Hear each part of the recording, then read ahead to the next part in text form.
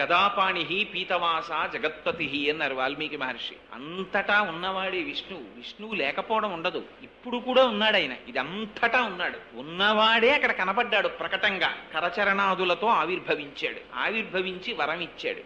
ఏమని వరం?